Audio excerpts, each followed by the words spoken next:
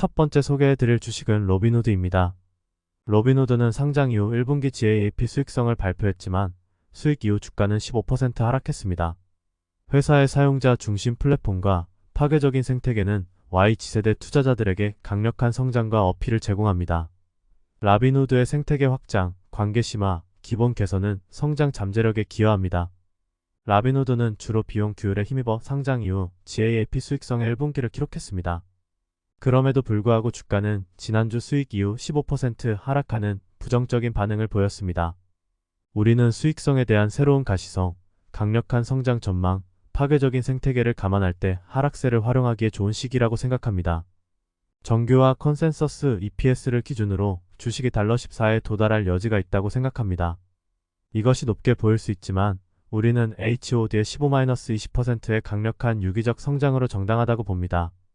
HOD는 사용자 중심의 플랫폼을 개발하고 업계 표준을 설정하는 데 있어 독보적입니다. 예를 들어 이 회사는 제로 커미션 거래와 소액 주식을 대중화한 최초의 회사 중 하나였습니다. 가장 최근에 HOD는 단일 이름 시세 표시기에서 245 거래를 시작하여 미국 최초의 소매 중개 업체가 되었습니다. 소수주, $200만 FDIC 보험, 고수익 저축, 즉시 예금, 계좌 최소 금액 없음, 3% 매칭이 있는 내장 IRA와 같은 기타 기능은 모두 고유한 사용자를 구축하려는 회사의 노력에 대한 증거입니다. 중심 생태계. 결과적으로 HOD는 혼란의 대명사가 되었고 깊은 브랜드 자산을 얻었으며 앞으로 Y세대와 G세대가 점점 더 선호하는 선택이 될 것이라고 믿습니다. 이러한 모든 노력으로 회사는 강력한 KPI를 게시할 수 있었습니다. 2분기에 이 회사는 관리 자산을 순차적으로 13%, 전년 대비 38% 성장했습니다. 순누적 기금 계좌도 연속 70개 증가하여 320만 개를 기록했습니다.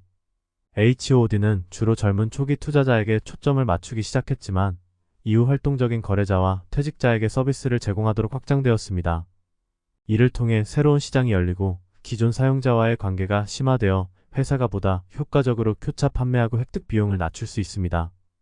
HOD가 최근 80명의 카드 소지자를 보유한 신용카드 회사인 엑스일을 인수한 것이 그 예입니다. 엑스일을 통해 HOD는 200~300만 명의 고객 기반에서 소외된 대출자에게 회전 신용을 확장할 수 있습니다. 올해 초 출시되어 고객에게 1% 일치를 제공하는 라빈후드 리타이어먼트는 회사가 시장을 확대한 또 다른 예입니다. HOD는 325개 이상의 퇴직 계좌에서 IRA 자산으로 $10억 접근하고 있습니다. HOD는 또한 골드 사용자를 위한 3% IRA 매치를 도입하여 현금 수입 잔액에 대한 현재 4.9% 수익률을 보완합니다. 금 현금 수입 잔액은 2분기에 거의 40% 증가했으며 전년 동기 대비 130% 증가하여 $110억 도달했습니다. HOD는 비용에 대한 규율을 행사하면서 외형을 성장시킬 수 있음을 보여주었습니다. 그 회사는 올해 3차례의 정리해고를 겪었고 이는 수익 전환에 도움이 되었습니다. 그러나 2분기 매출은 1분기 대비 10% 증가한 $4억 8,600만 기록했습니다. ARPU는 $84로 지난 분기 $77에서 2021년 이후 최고치를 기록했습니다. 언급한 바와 같이 회사는 2분기에 처음으로 이 $500만 플러스 GAAP 순이익을 창출했으며 EPS는 $0.03였습니다. 조정 EBITDA는 이번 분기에 최고치인 $1억 500만 증가했으며 조정 EBITDA 마진도 전년 대비 55포인트 이상 증가한 31%의 새로운 최고치를 기록했습니다. 회사는 3분기 순이자 수익이 2분기 대비 $500만 영역에서 증가할 것으로 예상합니다. HOD의 주식은 IPO 당시 $85까지 거래되었습니다. 그 이후로 주가는 하락했고 $10-$15 범위에서 거래되었습니다. 우리는 투자자들이 주식에 대해 신중하다고 생각하며 최근 하락은 긍정적인 수익과 일관된 마진을 유지할 수 있는 회사의 능력에 대한 기다리며 지켜보기 정서를 반영한 것일 수 있습니다. 그럼에도 불구하고 현재 KPI는 올바른 방향을 가리키고 있으며 HOD가 수익 품질을 입증함에 따라 결국 시장이 주식을 재평가할 것이라고 믿습니다. 우리가 보는 가장 큰 위험은 금리 인상이 없는 환경에서 매력적인 수익률을 계속 제공할 수 있는 회사의 능력입니다. 궁극적으로 사람들은 최고의 수익을 얻을 수 있는 곳으로 자금을 옮길 것이고 HOD는 경쟁력을 유지할 방법을 찾아야 할 것입니다. HOD의 평균 계정이 작고 마진이 비용 구조를 뒷받침할 이자 수익 없이 급격하게 떨어질 수 있기 때문에 이는 어려울 수 있습니다. 두 번째 소개해드릴 주식은 플리언트 테라퓨틱스입니다. 플라이언트 세러뮤틱스는 섬유성 질환 치료제 개발에 주력하는 생명공학 회사입니다. 회사의 재무 상태는 R&D 및 관리비의 증가와 순손실을 보이고 있지만 유동성이 강한 포지션을 가지고 있습니다. 플라이언트의 파이프라인에는 섬유증 경로를 표적으로 하는 2개의 임상 단계 프로그램이 포함되어 있으며 주요 프로그램인 BXOTGRAST의 초기 결과가 유망합니다. 플라이언트 세러뮤틱스는 주로 섬유성 질환에 중점을 둔 떠오르는 생명공학 기업입니다. 플라이언트의 야심찬 전략은 주로 섬유증과 관련된 쇠약성 질병의 치료를 위한 치료법을 발견하고 개발하는 데 중점을 두고 있습니다. 플라이언트의 표적 치료제 파이프라인은 다양한 섬유성 질환의 과정을 중단시키거나 잠재적으로 역전시키는 것을 목표로 설계되었습니다. 바이오 의약품 개발에 대한 회사의 과학 중심 접근 방식은 차별화됩니다. 질병 경로에 대한 깊은 이해와 최첨단 과학 방법론을 통합함으로써 회사는 여러 제품 후보를 임상 개발로 빠르게 발전시킬 수 있었고 중장기적으로 성장할 수 있는 확실한 후보입니다. 플라이언트 세러뮤틱스의 2023년 2분기 재무 결과에서 알 수 있듯이 회사의 R&D 비용은 전년 분기에 2,630만 달러에서 3,300만 달러로 크게 증가했습니다. 이러한 증가는 주로 직원 관련 비용과 임상 및 제조 관련 비용의 증가, 특히 주요 프로그램인 BXOTGRAST와 관련하여 발생했습니다. 그러나 다른 파이프라인 제품 후보에 대한 전임상 제조 비용의 감소로 이러한 급증이 다소 상쇄되었다는 점은 주목할 가치가 있습니다. 일반 및 관리 비용으로 관심을 돌리면 전년도 해당 분기에 830만 달러에서 1,460만 달러로 눈에 띄게 증가했습니다. 이러한 급증의 주된 원인은 인건비 증가 때문일 수 있습니다. 이러한 수치를 평가할 때 플라이언트와 같은 회사가 약물 개발 파이프라인에서 진행함에 따라 회사의 미래에 대한 전략적 투자로 인식될 수 있는 직원 관련 및 임상 비용의 유입을 보는 것이 드문 일이 아니라는 점을 이해하는 것이 중요합니다. 재정 스냅샷은 또한 420만 달러의 순손실을 나타냈는데 이는 전년도 분기의 950만 달러보다 높은 수치입니다. 이러한 순손실 확대는 영업비용 증가의 결과입니다. 또한 이번 분기에 NOVARTIS 협업에 따른 협업 수익 감소가 이러한 결과에 영향을 미쳤습니다.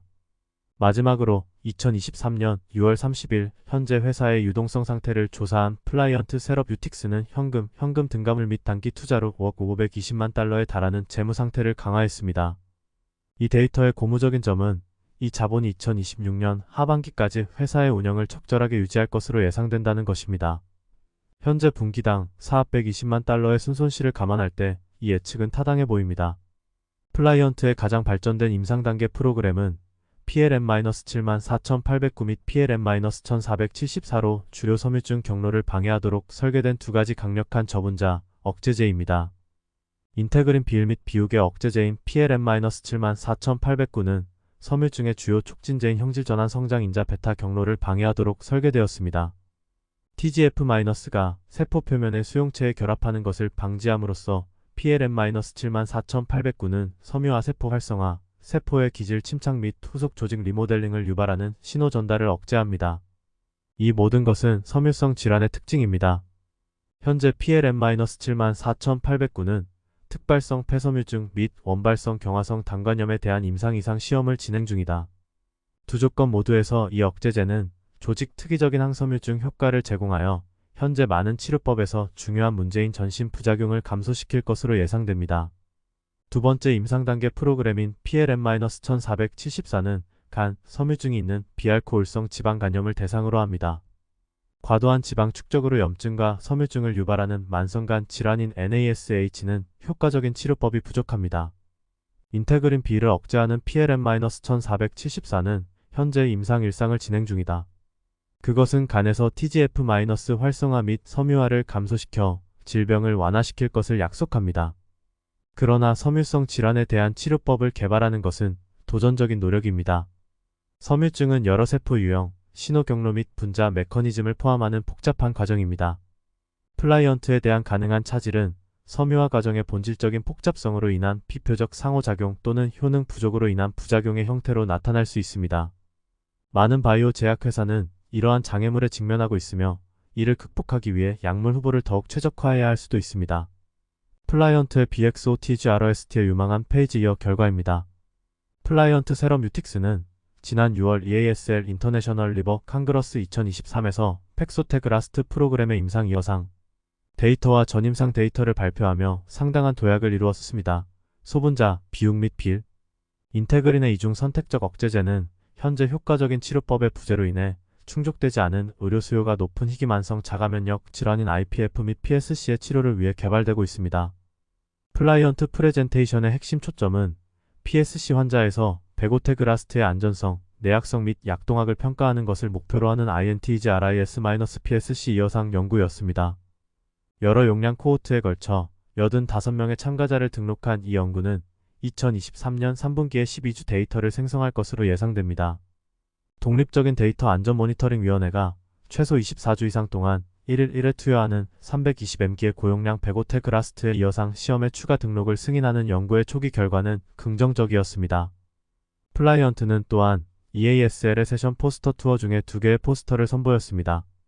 첫 번째는 섬유성 원발성 단관염 및 PSC 정밀 절단관 절편에서 근섬 유모세포 유전자 발현에 대한 베고테그라스트의 긍정적인 영향을 강조하여 섬유성 단관 질환에서 베고테그라스트의 잠재적 효과를 나타냅니다.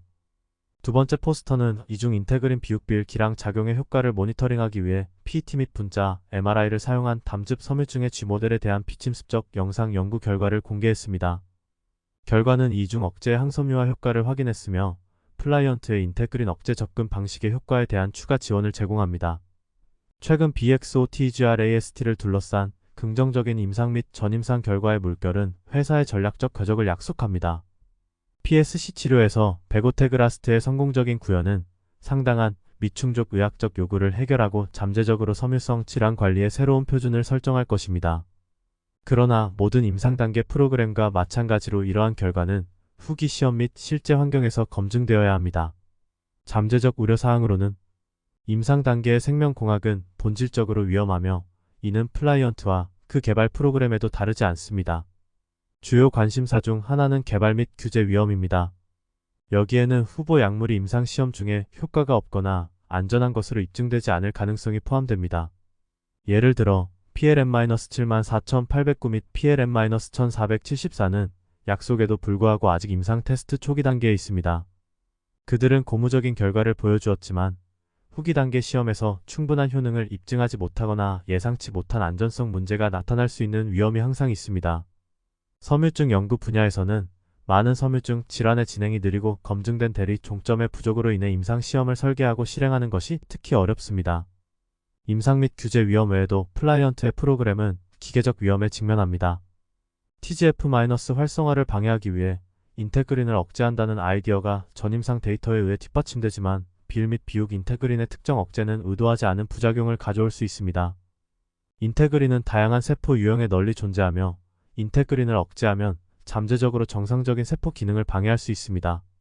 더욱이 PLM-1474에 의해 수행된 것처럼 간을 표적으로 삼는 데는 특정한 위험이 있습니다. 간은 재생 및 복구 능력이 높으며 섬유증 억제가 이러한 과정을 방해하여 의도하지 않은 결과를 초래할 수 있습니다. 재정적 위험도 있습니다. 임상 단계 생명공학 회사인 플라이언트 세러뷰틱스는 투자 및 잠재적인 향후 제품 판매 자금에 의존하고 있습니다. 현재 영업 손실은 상당하며 R&D 활동이 지속됨에 따라 가까운 미래에 이러한 손실이 증가할 것으로 예상됩니다. 이것은 특히 임상 결과가 지연되거나 기대에 미치지 못하는 경우 잠재적인 자금 초달 위험을 초래합니다. 경쟁회사로는 섬유증 치료제 분야에서 여러 회사가 효과적인 치료법을 시장에 출시하기 위해 경쟁하고 있습니다. 플라이언트 세러뮤틱스는 이중 인테그린 억제제와 조직별 접근 방식에 중점을 두어 두각을 나타내고 있습니다.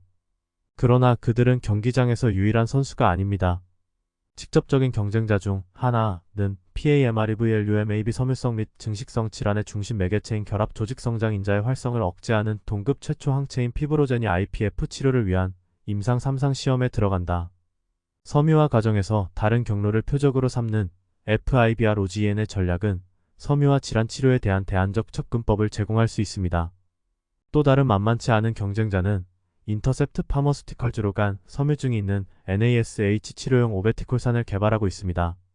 파르네소이드 X 수용체 작용제인 오베티콜산은 3상 시험에서 가능성을 보였고 이 적응증에 대해 시장에 출시되는 최초의 약물이 될 수 있습니다.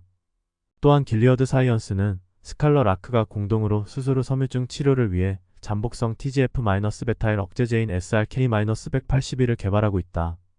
이 제품 후보는 플라이언트의 인테그린 억제제가 목표로 하는 것과 동일한 TGF-베타 경로를 목표로 하지만 잠재적으로 경쟁 우위를 제공할 수 있는 다른 메커니즘을 통해 그렇게 합니다. 평가보자면 가치평가 관점에서 볼 때 몇 가지 주요 매트릭은 플라이언트의 재무 포지셔닝에 대한 통찰력을 제공합니다. 11억 달러의 시가총액에서 플라이언트는 1.91의 PBR로 거래되고 있습니다. 업종 평균 PBR 2.13보다 훨씬 매력적인 수치이다. 그러나 플라이언트의 가격 대비 매출 비율과 EV 매출액 비율에 대한 우려는 언뜻 보기에 차선으로 보입니다. 그러나 단순히 이러한 매트릭을 연마하는 것은 나무를 보고 숲을 놓치는 것입니다. 플라이언트의 밸류에이션은 주로 임상 단계에 있는 회사라는 위치 때문에 왜곡되어 있습니다. 그러나 회사의 막대한 잠재력을 기억하는 것이 중요합니다. 약물 개발 영역에는 종종 상당한 인내와 선견지명이 필요합니다. 특히 최근의 긍정적인 페이지이어 결과와 함께 선두 프로그램인 BXOTGRST가 보유한 약속은 궁극적으로 막대한 R&D 지출에서 수익 창출로 전환될 가능성을 강조합니다. 인상적인 5억 730만 달러의 현금 및 등가물로 강조되는 플라이언트의 강력한 재무 건전성과 결합된 이러한 잠재적 유입은 더 밝은 재정 미래를 위한 발판을 마련합니다. 결론으로는 플라이언트 세럼 유틱스는 고급 섬유성 질환 치료제를 추구하는 의미 있는 발전을 계속하고 있습니다. 인테그린 생물학 및 TGF- 신호 전달을 활용하는 조직 특이적 치료법에 중점을 두는 것은 회사의 고유한 접근 방식을 강조합니다. 그렇게 함으로써 플라이언트는 전신 부작용을 최소화하여 잠재적으로 IPF 및 PSC와 같은 만성 질환에서 주요 고려 사항인 치료법의 안전성 프로파일을 개선하는 것을 목표로 합니다. 회사의 재무 안정성은 그 잠재력을 더욱 강조합니다. 현재 현금 보유고가 2026년 하반기까지 운영 자금을 조달할 것으로 예상됨에 따라 플라이언트는 임상 및 전임상 프로그램을 발전시킬 수 있는 강력한 위치에 있는 것으로 보입니다. 건전한 파이프라인과 결합된 이 현금 런웨이는 플라이언트를 장기적인 성장을 위한 최고의 위치에 놓았습니다. 그러나 앞으로의 길에 도전이 없는 것은 아닙니다. 섬유성 질환 환경은 시장에 효과적인 치료법을 제공하기 위해 경쟁하는 많은 회사들로 인해 경쟁이 매우 치열합니다. 플라이언트 치료법의 궁극적인 성공은 임상적 효과와 안전성뿐만 아니라 혼잡한 분야에서 두각을 나타낼 수 있는 능력에 달려 있습니다. 세 번째 소개해드릴 주식은 콜레지움 파마슈티컬입니다. COLLEGIUM 파머스티컬은 4.5배의 순수익 배수와 30%의 자본 수익률로 투자자들에게 매력적인 가치를 제공합니다. 2분기 실적은 모멘텀의 가능성을 나타내며 목표 주가는 달러 33입니다. 주식은 기술적인 탈주를 보였고 시장 데이터는 강세 전망을 뒷받침합니다. 정보에 입각한 의견으로는 COLLEGIUM 파머스티컬의 주식을 매입할 때 위험 자본에 대한 매력적인 가치가 있습니다. 이 회사는 4.5배의 포워드 수익으로 가격이 책정되어 투입된 자본에 대한 30%의 후행 수익을 창출합니다. 오늘 여기에서 입증된 바와 같이 주주들에게 많은 현금을 쏟아 붓는 자본조달형 합성기입니다. 이 보고서에 제시된 미적분학에 따르면 위험 보상 대칭은 강세에 유리하게 기울어져 있습니다. 회사의 2분기 실적에 이어 FY23의 나머지 기간 동안 모멘텀을 구축할 것으로 보이며 모두 결실을 맺어야 하는 향후 기간 동안 투자자를 위해 주당 33달러를 삭감할 수 있습니다. 저는 중기적으로 COLL에 대해 낙관적입니다. 지난 2주 동안 주식이 넓고 타이트한 베이스를 밀어내어 장기 저항선을 돌파했다는 점에 주목하고 있습니다. 지난주 대량 구매는 또한 대규모 계정이 회사의 주식으로 범람하고 있음을 시사합니다. 달러 33 주가 목표의 매수를 반복합니다. 지난 간행물에서 언급한 바와 같이 매우 건설적인 차트입니다. 8주간의 상대적으로 타이트한 종가 이후 장기 저항선을 돌파합니다. 가격 라인 이상으로 컬링되고 지난주에도 이 마크 위에서 마감되었습니다. 이 추세를 이어갈 것으로 보입니다. 거래량은 7주 전에 고갈되었고 현재는 10주 평균 이상의 거래량 돌파와 함께 거래량 상승 5주를 기록하고 있습니다. 이것은 대량 구매로 대규모 계좌가 롱 포지션에 진입했음을 나타냅니다. 주식은 현재 내 생각에 구매를 지원하는 몇 가지 기술적 돌파구를 보여주고 있습니다. 첫째, 일간 클라우드 차트에서 프라이스 라인과 후행 라인이 클라우드 상단을 살짝 지나쳐 강세 영역에 있습니다. 지난주 급락은 두 번의 수요 급증으로 이어진 두 번의 수요 급증과 함께 넓고 타이트한 기반에서 분명한 반전을 보였습니다. 내 생각의 지원은 8월 말까지 달러 22.50이며 추가 상승으로 이것은 맛있는 설정처럼 보입니다. 앞으로 몇 주를 바라보는 주간 차트에서 우리는 비슷한 가격 움직임을 보입니다. 결정적으로 후행선은 1년 내내 강세를 보였고, 이는 장기적인 관점을 갖고 있다는 증거입니다. 가격대는 클라우드탑을 테스트하고 있으며 더 높아질 것으로 보입니다. 그렇게 된다면 지원금은 내년까지 $24가 될 것 같습니다.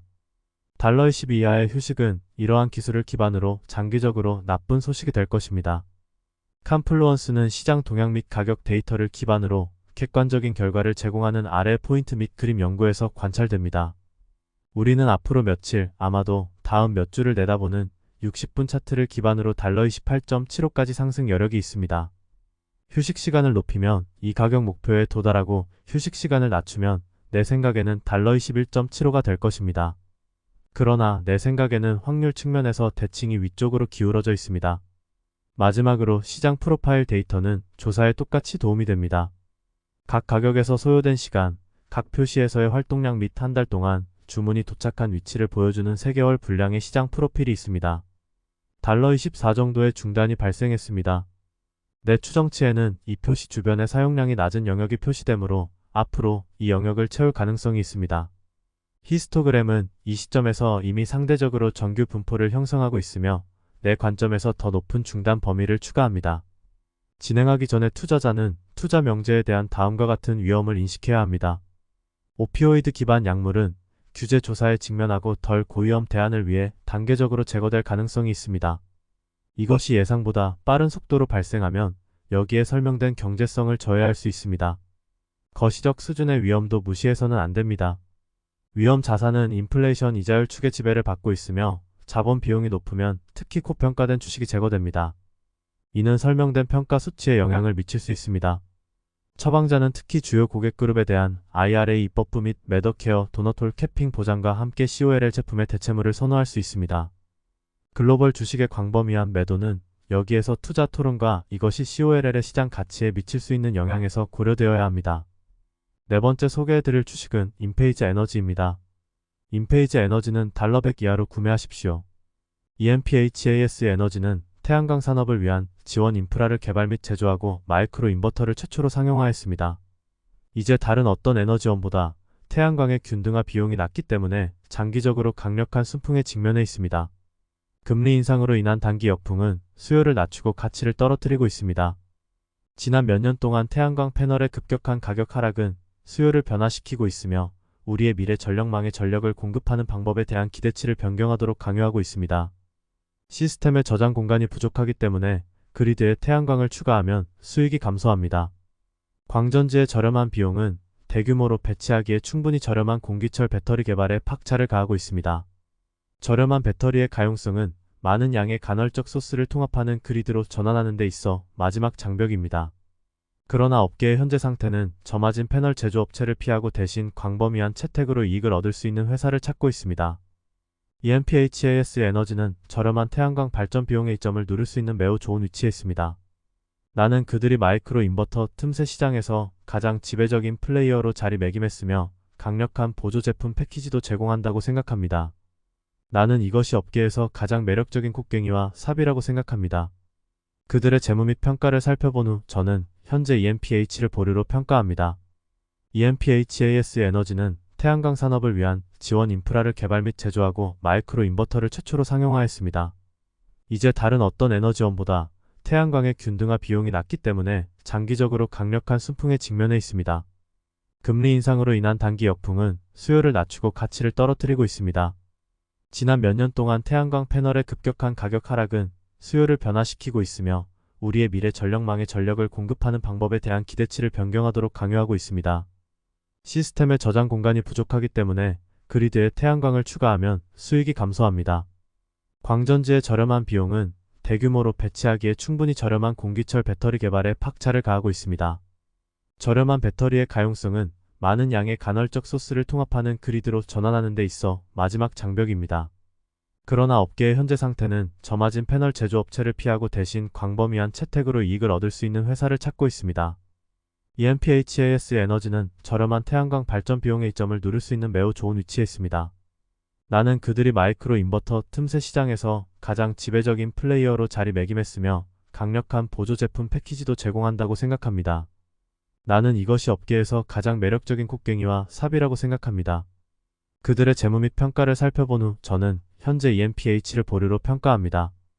EMPHAS 에너지는 태양광 산업을 위한 지원 인프라를 개발하고 제조합니다. 그들은 태양광 마이크로 인버터를 성공적으로 상용화한 최초의 회사였습니다. 또한 다양한 에너지 저장, 모니터링 및 제어 제품과 서비스를 제공합니다. 2006년에 설립되었으며 현재 캘리포니아 프리몬트에 본사가 있으며 전 세계에서 사업을 운영하고 있습니다. EMPHAS는 반도체 기반 마이크로 인버터를 제공합니다. 이는 개별 모듈 수준에서 DC에서 AC로 에너지를 변환하며 패널과 동시에 쉽게 설치할 수 있습니다. 마이크로 인버터는 정기적인 유지 관리가 드물고 음영이 자주 문제가 되는 주거 환경에서 특히 매력적입니다. 장기 추세입니다. 세계 태양광 패널 시장은 2030년까지 연평균 18% 성장할 것으로 예상됩니다. 세계 마이크로 인버터 시장은 2028년까지 연평균 17.8% 성장할 것으로 예상됩니다. 저렴한 태양열 비용은 전체 산업이 적응하도록 강요하고 있습니다. 태양광의 균등화 비용이 다른 어떤 에너지원보다 낮기 때문에 우리는 태양광을 계속 설치하고 건설하도록 재정적으로 인센티브를 받습니다. 우리는 패널 비용을 너무 낮춰서 범용화되고 있습니다. 지금까지 태양열 채택의 최대 속도에 대한 예측은 모두 패널이 제공하는 간헐적인 출력을 더 잘 처리할 수 있는 그리드로 적응하는 우리의 능력에 의해 제한되었습니다. 지금까지 리튬이온 배터리의 높은 비용은 더 커브를 완화하기 위해 시스템에 충분한 스토리지를 추가하는 데 주요 장벽이었습니다. 패널의 과잉 생산은 전기 그리드의 일부를 손상시킬 가능성이 있으므로 상용 규모 시스템은 종종 한낮에 시스템의 일부를 분리해야 합니다. 지금까지 문제의 대부분은 충분한 금속을 값싸게 획득하는 데 있었습니다. Ion-AIR의 최근 생산 종료는 배터리를 만들기에 충분한 값싼 금속에 접근하는 것이 더 이상 문제가 되지 않는다는 것을 의미합니다. 가장 최근의 수입 통화 기록 에포워드 가이던스는 시장에서 호의적으로 보이지 않았습니다. 회사는 실현되지 않은 수요의 계절적 증가를 예상하고 있었기 때문에 현재 채널에 초과 재고가 있음을 알게 되었습니다. 2분기 연속 수요가 기대치를 약 10% 밑도는 상황에서 동사는 입장을 바꿔 수요 감소가 계속될 것이라는 가정하에 영업을 하고 있다.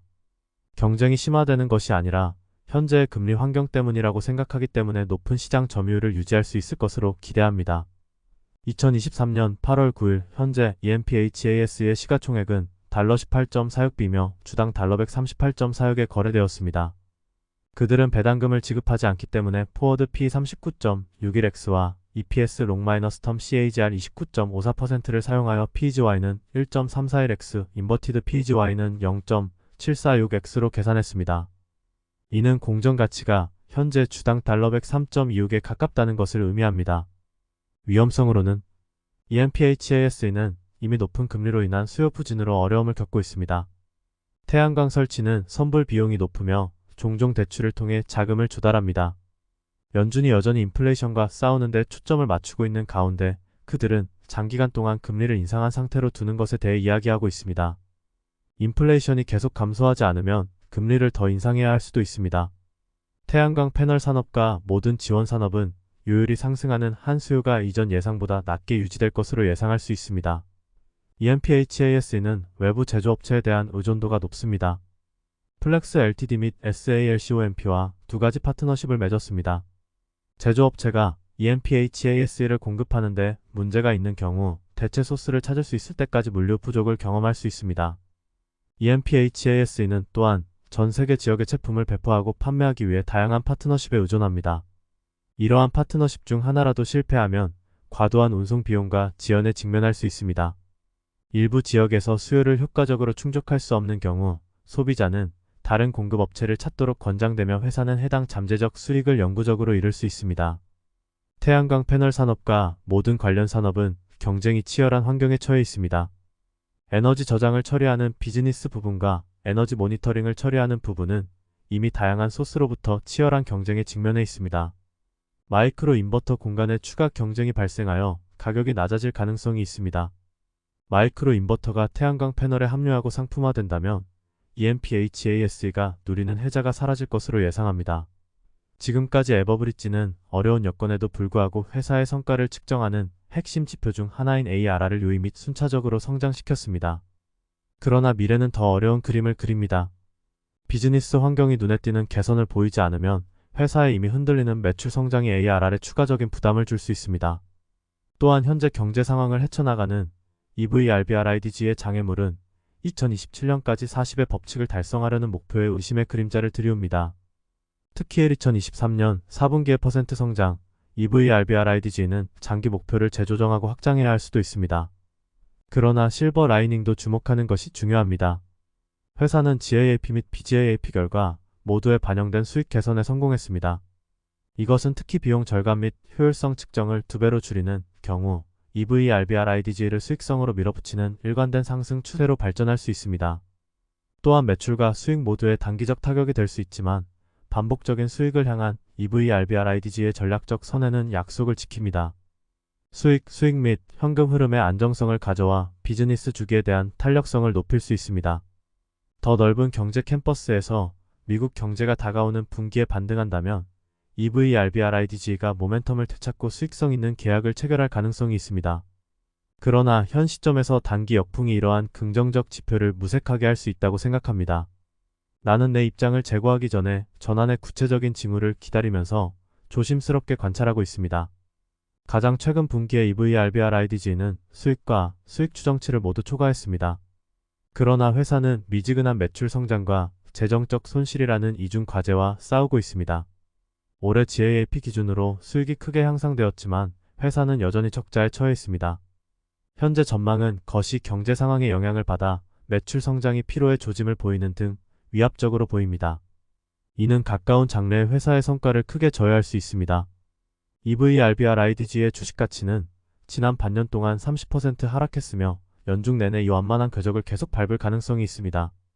이러한 인사이트를 바탕으로 매도로 주식에 대한 스탠스를 수정하고 있습니다. 나는 투자자들에게 그들의 그물을 더 넓게 던지고 다른 곳에서 더 유망한 투자 방법을 찾도록 조언하고 싶습니다. 6번째 소개해드릴 주식은 애폴리오입니다. APPFOLIO의 최근 2분기 수익 결과는 2023 회계연도의 수익 턴어라운드가 시작된다는 내 주장을 뒷받침합니다. 회사의 기본 수익 및 수익 핵심 성과 지표는 모두 긍정적인 추세를 보이며 잠재적인 수익 턴어라운드를 시사합니다. 현재 거시적 상황은 기술 및 부동산 부문에 대한 노출로 이익을 얻는 회사의 순풍을 제공합니다. APPFOLIO가 애플리케이션 소프트웨어 부문에서 최고의 성과를 거두며 올해 잠재적인 수익 턴어라운드의 모든 징후를 보여주고 있음을 확인했습니다. 그들의 최근 Q23 발표는 실망시키지 않았습니다.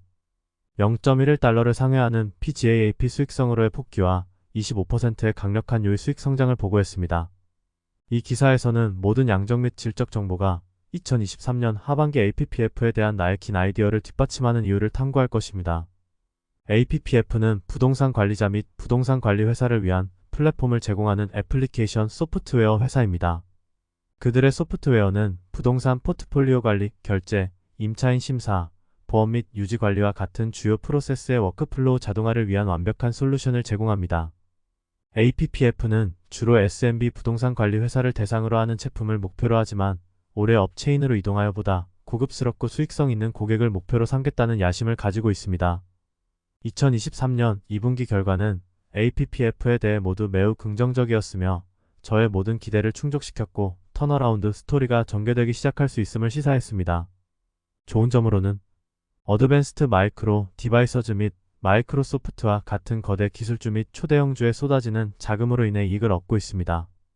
불시장은 기술적으로 지금 시작되었으며 진정되지 않으면 택는 계속 성장할 것입니다.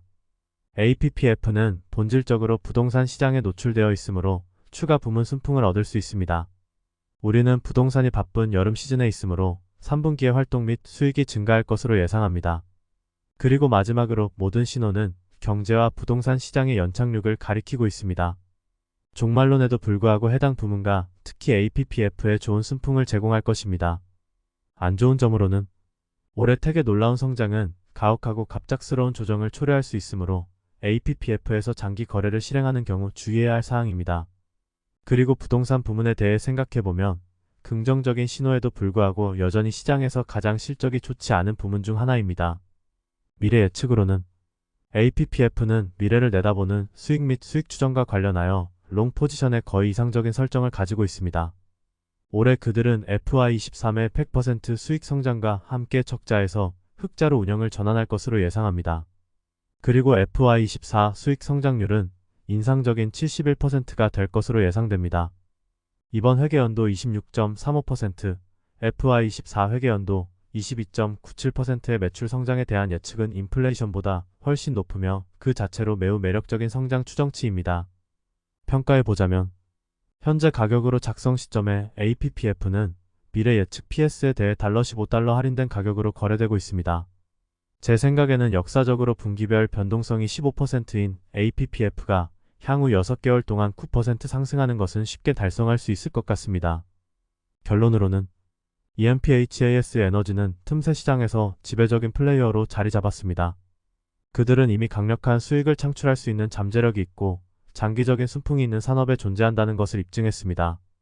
그들은 현재 연준의 인플레이션과의 싸움으로 인한 단기 역풍 속에서 운영되고 있기 때문에 밸류에이션은 공정 가치로 다시 이동하고 있습니다.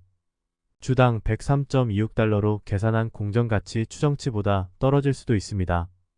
현재 회사가 과대평가되어 있고 일시적인 역풍에 직면해 있지만 깊은 해자와 강력한 장기적 순풍이 있는 축복을 받았다고 생각합니다. 가격이 주당 약 100달러 이하로 떨어지면 나는 그들의 상황을 새롭게 살펴본 다음 달러 비용 평균을 포지션으로 시작할 것입니다. 다섯 번째 소개해드릴 주식은 에버브릿지입니다. EVRBRIDG는 2023년 2분기의 예상보다 나은 결과를 제공하여 수익과 수익 추정치를 모두 상회했습니다. 그러나 회사는 GAAP 손실로 계속 어려움을 겪고 있습니다. 어려운 경제 환경은 미래에 이미 겸손한 수익 성장에 부정적인 영향을 미칠 것입니다. 알다시피 때때로 회사는 뛰어난 제품을 만들 수 있지만 그것을 현금화하거나 확장할 때 일이 까다로워집니다. 이것이 EVRBRIDG의 이야기였습니다. 이 회사는 이전 기사에서 강조한 바와 같이 기업과 정부가 자연재해 및 테러 공격과 같은 중요한 이벤트에 신속하고 효과적으로 대응하는 데 도움이 되는 중요한 이벤트 관리 플랫폼을 성공적으로 개발했습니다. 회사는 인상적인 고객을 유치했습니다. 그러나 여기에 문제가 있습니다. EVRBRIDG의 경영진은 이를 금전적 이익으로 전환하는 방법에 대해 머리를 극적였습니다. 그들의 수익 성장은 어떤 기록도 깨지 않았습니다. 그리고 내 생각에 그들의 최근 분기 실적은 그러한 우려를 완화하는 대신 불의 연료를 추가했을 가능성이 있습니다. 안 좋은 전망으로는 EVRBRIDG의 재무 결과는 부정적인 스펙트럼에 약간 기울어져 혼합되어 있습니다. 특히 GAAP 손실 및 영업 손실에 관한 그들의 전망은 여전히 낙관적이지 않습니다. 이 회사는 2023년 2분기에 1,540만 달러의 영업 손실을 기록했지만 전년도의 3,610만 달러보다 나은 수준이었습니다. 그러나 GAAP와 조정된 마진 모두 올해 첫 6개월 동안 더 좋아졌습니다. H1-2023의 조정 EBITDA 마진은 전년도 3.6%에서 15.6%로 증가했습니다. 순손실 마진도 지난해 27.2%에서 2023년 상반기 13.6%로 개선됐다. 신중한 재무 접근 방식을 통해 EVRBRIDG는 전략적 재조정과 관련하여 560만 달러를 지불한 후에도 올해 상반기에 1,590만 달러의 잉여 현금 흐름을 등록했습니다. 비용 구조를 재정비하고 효율성을 개선하기 위한 노력이 결실을 맺고 있습니다. EVRBRIDG가 발전하고 있는 것처럼 보이지만 성장 속도는 미지근해 보입니다. 회사의 과제는 수익을 크게 늘리거나 일관된 이익을 개시할 수 없다는 점입니다. 건강한 사스 회사의 경우 회사의 매출 성장률과 이익 마진을 합한 수치가 최소 40에 도달해야 한다는 40의 법칙 렌즈를 통해 회사의 성과를 평가할 때 이 문제의 범위는 매우 분명해집니다. 지난 3년 동안 EVRBRIDG는 지속적으로 이 40개의 벤치마크에 미치지 못했습니다. 더 유리한 조정 EBITDA 마진을 사용하여 실적을 측정하더라도 이야기는 비슷합니다. H1-2023에서 매출 성장과 조정 EBITDA 마진의 결합 지표는 23으로 이상적인 지점보다 훨씬 낮습니다. 이 압도적인 성능은 전혀 예상하지 못한 것이 아닙니다. EVRBRIDG의 전략적 장기 로드맵에 따르면 회사는 적어도 2027년까지 룰 오브 40에 도달하거나 이를 능가할 것으로 예상하지 않습니다. 시킹 앨퍼의 데이터에 따르면 10년 동안 지속된 추세는 EVRBRIDG의 일관된 GAAP 운영 손실을 나타냅니다. 올해는 손실이 감소했지만 여전히 지속될 것으로 예상되는 추세를 따르는 것으로 보입니다. 매출 성장 감소의 구름이 커졌고 투자자들은 다음 분기에 대한 기대치를 재조정해야 할 수도 있습니다. 이전에 강조한 바와 같이 EVRBRIDG는 처음부터 이미 보수적인 예측인 수익 성장 예측을 줄였습니다. 이는 투자자들이 향후 분기의 매출 성장 감소에 대비해야 함을 의미합니다. EVRBRIDG는 수정된 지침의 중간 지점에 따라 2023년에 수익이 약 4.5% 증가할 것으로 예상합니다. 그러나 회사가 이미 2023년 상반기 동안 7.6%에 보다 강력한 매출 성장을 기록했다는 점은 주목할 가치가 있습니다. 이는 하반기로 전환함에 따라 성장이 줄어들 것으로 예상됨을 의미합니다. EVRBRIDG의 3분기 매출 가이던스는 요의 성장률이 2%로 감소할 것을 시사합니다. 이 추세를 추정하면 2023년 4분기에 약 1억 1,840만 달러의 잠재적 매출이 발생하며 이는 전년 대비 1.1% 성장에 불과합니다. 성장 궤적에 이러한 예상되는 둔화는 주로 두 가지 중요한 요인에 기인할 수 있습니다. 첫 번째는 연구 라이선스와 같은 비반복 스트림보다 구독 수익을 우선시하는 EVRBRIDG의 전략적 전환과 관련이 있습니다. 이러한 전환을 촉진하기 위해 회사는 판매 인센티브를 수정했으며 이로 인해 반복되지 않는 수익이 감소할 것으로 예상됩니다. 두 번째, 틀림없이 더 우려되는 요인은 높은 인플레이션과 기업 이익을 잠식하는 높은 이자율을 특징으로 하는 만연한 도전적인 거시 경제 환경에서 비롯됩니다. 이러한 상황은 기업들 사이에 경계심을 불러일으켰고 많은 기업이 지출을 줄였습니다. 퍽찬 경제 환경 속에서 EVRBRIDG는 달러 100영을 초과하는 상당한 거래에 기꺼이 참여하려는 온보딩 고객과 씨름하고 있습니다. 맥락을 제공하기 위해 2022년 2분기에 회사는 각각 달러 500영을 초과하는 12건의 거래를 성사시켰습니다. 이와는 대조적으로 이 숫자는 2023년 1분기에 3개로 줄어들었고 2023년 2분기에는 1개로 더욱 급감했습니다. 경쟁사를 비교하자면 부문 동료들과 보다 효율적으로 비교하기 위해 니치 매너지먼트 소프트웨어 부문인 애플리케이션 소프트웨어 주식의 자체 하위 부문을 만들었습니다. 이들은 매우 특정한 산업 또는 사용 사례에 맞는 사스 관리 플랫폼을 제공하는 소프트웨어 회사입니다.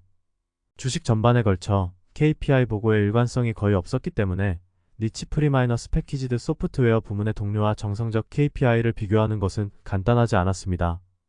일부는 ARR을 공유했지만 일부는 공유하지 않았습니다.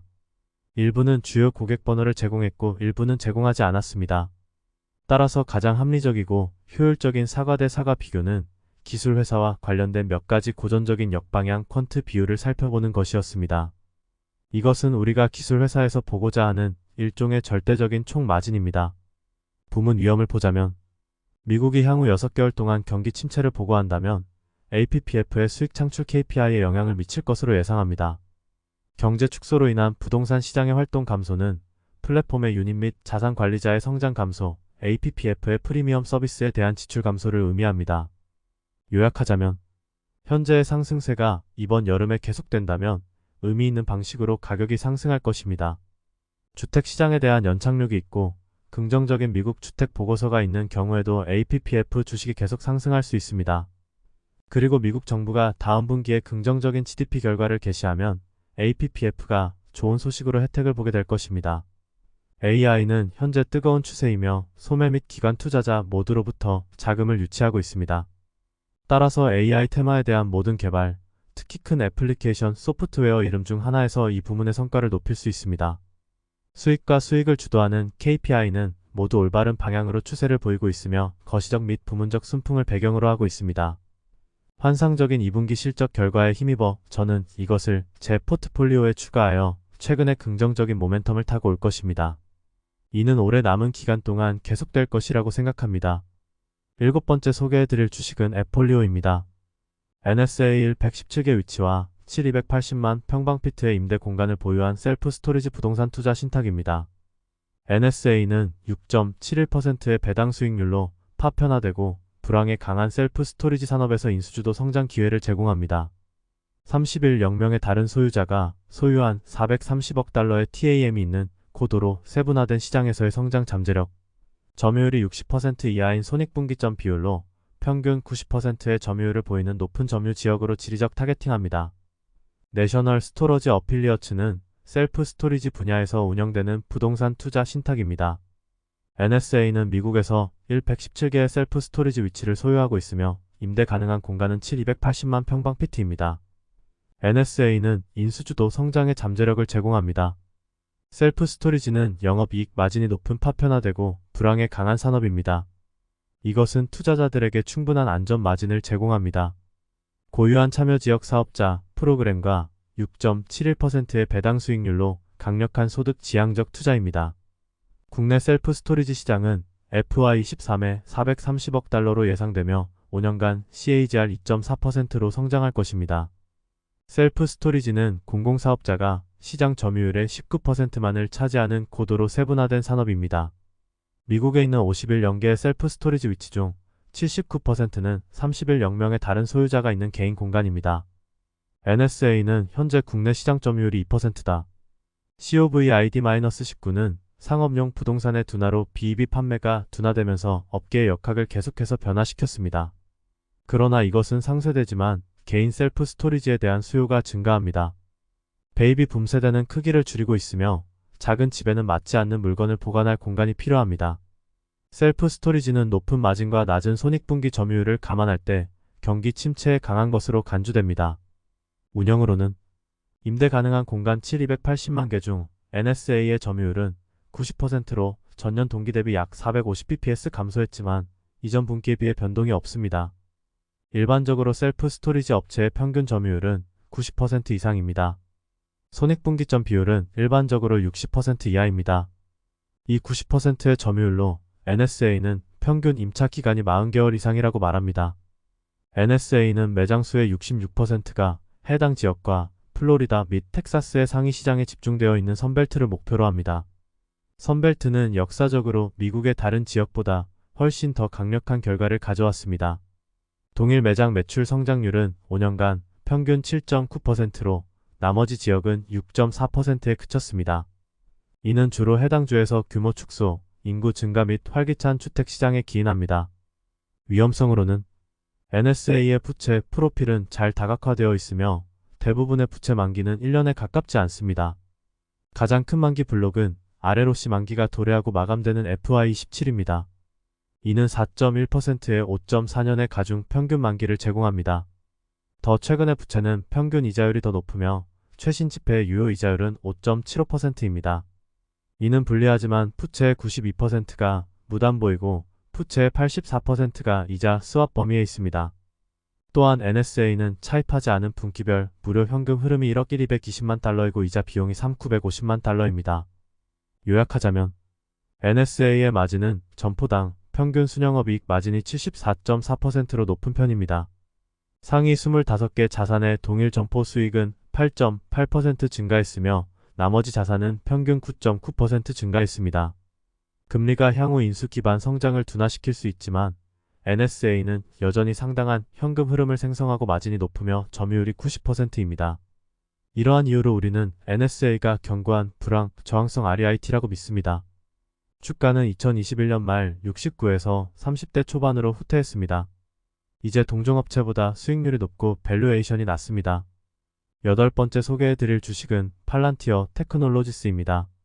PALANTIR의 2분기 실적은 고객 기반, 대규모 거래 및 주식 기반 보상 감소를 보여줍니다. 이 회사는 31억 달러의 현금과 부채가 없는 강력한 대차 대조표를 보유하고 있어 미래 성장에 대비할 수 있습니다. PALANTIR의 수익성과 예상되는 매출 성장은 S&P 500에 포함될 수 있는 잠재적 후보로 만들어 업계를 선도하는 기업으로서의 위상을 보여줍니다. PALANTIR가 2023년 2분기 실적을 발표한 후 흥분되지 않았습니다. 10억 달러 규모의 자사주 매입 승인에 대해 감격하지 못했다고 말하는 것은 삼가면서 말하는 것입니다. 나는 며칠을 기다리기로 결정했다. 전화회의를 여러 번 하고 업데이트를 제공하기 전에 수입을 요약하십시오. 처음에는 짜증이 났지만 2분기 수익이 증가했고 앞으로 기대해야 할 것이 많습니다. PLTR은 계속해서 고객 기반을 확장하고 대규모 거래를 늘리고 주식 기반 보상이 계속해서 감소하고 AIP에 대한 관심이 높아지고 S&P 포함이 곧 이루어질 수 있으며 2023년 지침이 높아졌습니다. PLTR은 강한 한 해를 보냈지만 23년 8월 4일 종가 이후 주가는 마이너스 19.05% 하락했습니다. 저는 여전히 장기적인 기회가 있다고 믿습니다. 최근 된 아이브즈는 PLTR을 AI의 메시라고 부르며 회사의 25달러의 목표가를 매겼고 수익 후 레이먼드 제임즈는 아웃퍼폼 등급을 유지하고 목표 주가를 $18에서 $22로 높였습니다. PLTR은 지금 이 순간을 위해 회사를 구축해왔으며 모든 조각이 제자리를 찾아가고 있습니다. PLTR은 완벽한 대차 대조표를 가지고 있습니다. PLTR은 과거 여러 가지로 비판을 받았지만 대차 대조표는 항상 권력의 위치에 있었습니다. PLTR은 10억 6천만 달러의 현금 및 현금 등가물과 20억 5천만 달러의 유가 증권으로 구성된 31억 달러의 현금을 보유하고 있습니다. 대차 대조표에는 부채가 0달러이고 총 부채는 10억 달러 미만으로 대차 대조표의 총 자본은 30억 4천만 달러입니다. 그러나 PLTR은 부채 시장을 두드리지 않고도 20억 달러 이상의 수익을 창출하고 연간 GAAP 수익성에 도달할 것으로 예상되는 지점에 도달했습니다. 이것은 다른 기술 회사와 달리 PLTR을 권력의 위치에 놓이게 합니다. 2분기 보도 자료에서 PLTR은 31억 달러의 현금 등가물 및 단기 미국 국채를 보유한다고 명시했습니다. 2분기에 PLTR은 유가증권에 할당된 자본을 4억 753만 달러 증가한 20억 5천만 달러로 늘렸습니다. 이를 통해 PLTR은 분기 내내 3,030만 달러의 이자 수입을 창출할 수 있었으며 이는 1분기에 창출된 2,085만 달러보다 45.35% 더 많습니다. 큰 전쟁 자금을 갖는 것은 PLTR의 옵션을 제공하며 금리가 여전히 상승하는 동안 현금을 활용하여 이자 수입을 창출하고 있습니다. PLTR의 성장은 전반적으로 계속 증가하고 있습니다. 2분기 상업수익은 전년 동기 대비 10% 증가한 2억 3,200만 달러를 기록했고 정부 수익은 전년 대비 15% 증가한 3억 200만 달러를 기록했습니다. 이는 추가 제품을 상향 판매하면서 신규 고객을 온보딩하는 PLTR 때문입니다. PLTR의 고객 수는 요이 38%, QOQ 8% 증가했습니다. 나는 모든 간행물을 검색했고 내가 놓친 것이 아니라면 PLTR은 QE를 종료한 상업 및 정부 고객의 수를 공개하지 않았습니다. PLTR이 분기별 보고서에 이 정보를 넣지 않은 것은 이번이 처음이며 SEC 제출에서도 본 적이 없습니다.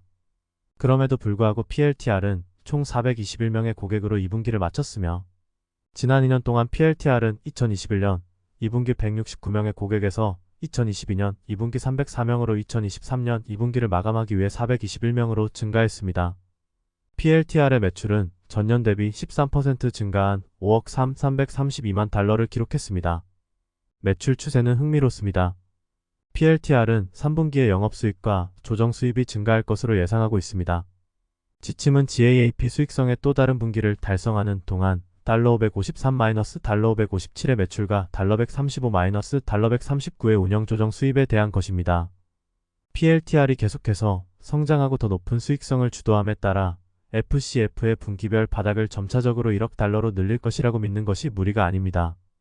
PLTR은 2023년 연간 지침을 상향 조정했으며 매출이 22억 1200만 달러를 초과할 것으로 예상하고 있는데 이는 저가 범위에 대한 이전 추정치보다 2700만 달러 높은 수치입니다. PLTR은 또한 조정된 운영이 2023년에 5억 7600만 달러를 초과하고 3분기와 4분기의 순이익 수익성을 달성할 것으로 예상합니다. 결론으로는 PLTR의 주식은 수익 후 매도되었지만 연간 기준으로 주식은 여전히 64.86% 상승했습니다. 되돌림과 급락은 투자의 일부이며 이러한 매도는 장기 투자자로서 저를 걱정하지 않습니다. 우리는 아직 AI의 초기 단계에 있으며 PLTR이 첫 번째 AIPCON을 주최했을 때 150개 이상의 조직이 모여 PLTR이 AI의 가치를 활용하는 데 어떻게 도움이 되는지 알아보았습니다. CSCO 및 제이커브즈와 같은 회사는 AIP가 비즈니스를 혁신하는 방법을 발표하고 시연했습니다. 최근 NOVARTIS의 CEO는 CNBC와의 인터뷰에서 PLTR이 현재 AI를 발전시키는 데 활용하고 있는 통합 데이터 레이크를 만든 방법에 대해 논의하고 이를 경쟁 업체에 비해 근본적인 이점으로 설명했습니다. 이미 100개 조직의 AIP를 시험하고 있으며 추가로 300개 기업이 잠재적인 구현을 논의하고 있습니다. PLTR의 소프트웨어 기능이나 AI의 발전의 의문을 제기하는 데 사용되는 베어 케이스의 일부이지만 중요한 것은 결과뿐입니다. PLTR의 소프트웨어와 미래의 기능이 경쟁사보다 앞서 있지 않다면 가장 큰 정부와 글로벌 기업은 소프트웨어를 구현하지 않을 것이며 CSCO 및 제이커브즈와 같은 회사는 PLTR의 플랫폼이 운영을 어떻게 혁신했는지 발표하지 않을 것입니다. AI 엔터프라이즈 지출은 2032년에 4조 4천억 달러에 이를 것으로 예상되며 PLTR은 이 공간에서 확실한 승자가 될 것입니다. 저는 PLTR이 향후 10년 동안 마이크로소프트에 이어 두 번째로 중요한 소프트웨어 회사가 될 수 있는 능력이 있다고 믿기 때문에 단기 변동성에 대해 걱정하지 않으며 AIPCON에 대해 기대하고 있습니다. 아홉 번째 소개해드릴 주식은 팔란티어 워너브로스 디스커버리입니다. 워너 BROS 디스커버리는 최대 분사 판매 압력에서 회복되었을 가능성이 높지만 여전히 $26 공정 가치에 대한 우리의 추정치보다 할인된 가격으로 거래되는 좋은 위험 보상 프로필을 제공합니다. 바비 영화 개봉 이면의 마케팅력은 3주 만에 $10억 이상의 글로벌 박스 오피스 판매를 기록하며 WBD 미디어 자산의 시너지 효과를 보여주었습니다. WBD의 경영진은 상당한 주식 보유 요건과 대부분의 성과 기반 보상으로 주주와 잘 연계된 것으로 보입니다. 워너 BROS 디스커버리는 성장통을 겪었습니다. 많은 분사가 그렇듯이 주당 약 $25의 초기 거래 가격에서 엄청난 매도 압력을 경험했으며 2022년 12월에는 $9.50까지 낮게 거래되었습니다. 재고를 폐기합니다. 보다 최근의 회복에도 불구하고 현재 주가는 여전히 흥미로운 위험보상 프로필을 제공하고 보수적인 DCF 모델을 사용하여 약 $26의 가치가 있다고 추정합니다. 회사는 주주들과 잘 연계된 것으로 보이며 바비의 여름과 미디어 자산의 시너지 효과를 이제 막 보여주기 시작했습니다. 위험성으로는 이 회사는 $478억 상당한 총 레버리지를 가지고 있으며 그중 23% 또는 약 $110억 3년 이내에 만기가 도래하는 것으로 보고되었습니다. 부채를 적극적으로 갚는데 무료 현금 흐름을 사용해야 하므로 수년에 걸쳐 주주 수익이 크게 감소할 수 있습니다. 또한 회사가 앞으로 서비스를 제공할 수 있다는 보장도 없습니다.